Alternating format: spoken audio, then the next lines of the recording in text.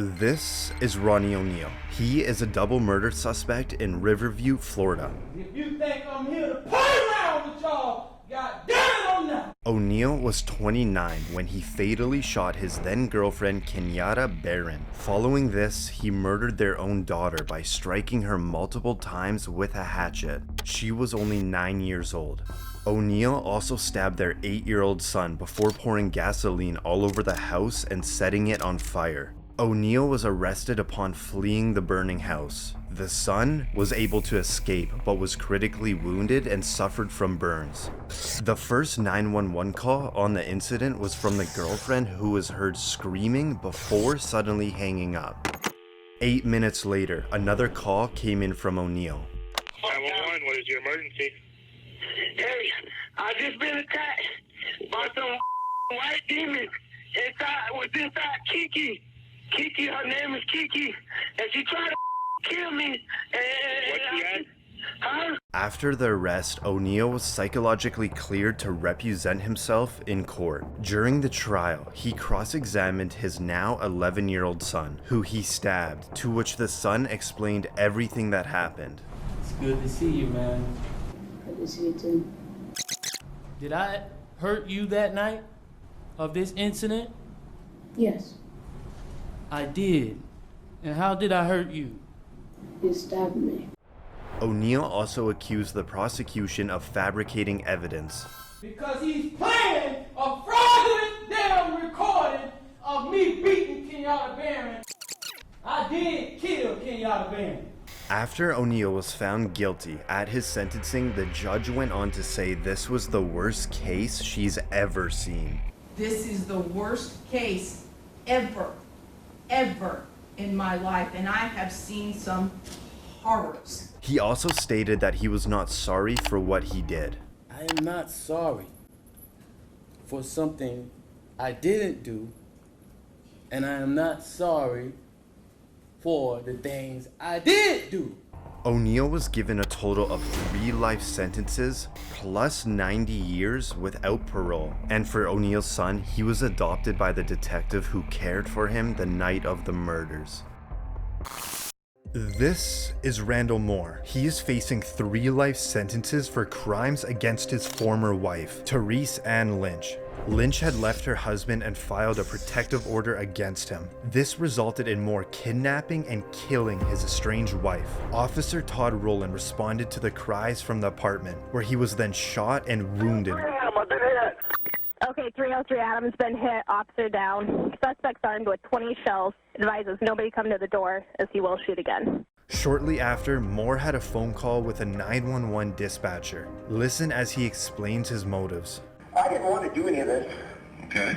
But I'm telling you, all I wanted was my son. I just wanted to see my 7-month-old baby. That's all I cared about. Not long after, Moore surrendered, and for Officer Rowland, he underwent surgery for his hand. As the verdict is read out, Moore gives nothing but a slight nod. We, the jury, find the defendant guilty of murder in the first degree. We, the jury, find the defendant guilty of kidnapping in the first degree. Guilty of sexual abuse in the first degree. Guilty of attempt to commit murder. At Moore's sentencing, Lynch's mother gives a victim impact statement. What you did to my daughter, Therese Ann Marie Lynch, was evil, hateful, and despicable. You are now dead and rotting and repulsive to me. Read the journal she wrote. She hated you. Thank you, Judge. She hated you. Thank you. You're a loser. Moore refused to apologize for his actions, saying he had no remorse for what happened. And I'll tell you point blank, I have not 1 ounce of remorse for Therese Ann's death. It could have all been prevented. All you had to do is let me see my kid. Now you're never going to see her again. But now comes the judge. If anybody didn't know what a piece of work you were before you start talking, they know it now. The court doesn't allow me to punish you any more than I'm doing now. If I could, I would. Moore was given a total of 3 life sentences plus 25 years for the attempted murder. This is Keith Ferguson from Kalkaska, Michigan. He was set to court for 12 felony counts, including kidnapping and murder.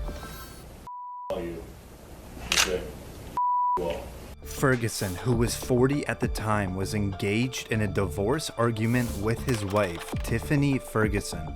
when he begun to suddenly beat her, followed by fatally shooting her in front of their 4 children. He then hauled the children over to Tiffany's parents' house, where he fatally shot his father-in-law. After fleeing the scene, Ferguson stormed a nearby house, taking the owner hostage, and barricaded himself inside the home. After a 7-hour standoff, Ferguson was arrested. The defendant has already murdered, and murdered multiple people, and fled, and has taken hostages. During Ferguson's court appearance, his attitude and remorse towards the situation baffled everyone. All right, Mr. Ferguson, can I get you to stand up there at the podium, please? All right, I need to have you raise your right hand for me. Okay, all right. Just pull me back from my Okay, stop.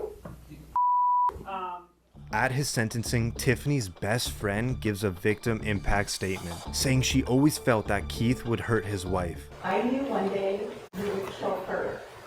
She would always reply, "He loves his kids too much. He won't kill me. He loved them so much, he murdered their mother and grandfather." When asked about his children, Ferguson never desired to see or speak to them again. The judge responded by saying, "You may not meet the clinical definition of insanity, but there's clearly something fundamentally wrong with you." Ferguson was given a life sentence without the possibility of parole. I'll see y'all in hell. This is Michael Swanson, who was 17 when he went on a killing spree of 2 Iowa gas station attendees in the span of an hour. Where did you shoot? On the body? Yeah. And in the face? In the face? Okay. Why the face? I thought I was just gonna shoot to injure her. Why would I shoot her at all? Swanson entered a gas station in Algano, Iowa, in a ski mask and a handgun, demanding cash and cigarettes from 47-year-old Vicky Bowman Hall. Despite following the request without hesitation, Swanson still shot and killed her. An hour later in Humboldt, Iowa, Swanson repeated the same act in another gas station, this time killing Sheila Myers. He was arrested 60 miles away from the shooting when authorities identified his vehicle. With both victims following his request but were killed anyways, it indicated that murder was Swanson's primary goal. How did it feel when you pulled the trigger? I mean, some people say that, it feels powerful or that it's kind of a rush, or what did you feel when you pulled the trigger? I feel powerful. Swanson was charged with 2 counts of first-degree murder and 2 counts of burglary. All allegations of Swanson's motives were answered by himself. I then intentionally, deliberately, and with premeditation shot the clerk, causing her to die. I did this with a specific intent to kill her. Now, as one of the victim's daughters gives a victim impact statement, Swanson sits completely emotionless. How could you do what you did to my mom and my family? I want to know if you're even sorry. Are you sorry for what you did? My mom was not only completely 100% innocent, but she was also a defenseless woman when you came in with that gun. You said you did it for cigarettes and money and so no one could identify you, but I think that's a lie. You did it, as you later said on, that it was so you could feel powerful. As Swanson was sentenced, he smiled and laughed. Cold-blooded murder. Cold-blooded murder, young man. You are dangerous. You are unpredictable. Prison for the rest of your life. Swanson was given 2 life sentences, and 4 years into his sentence, he slit another inmate's throat.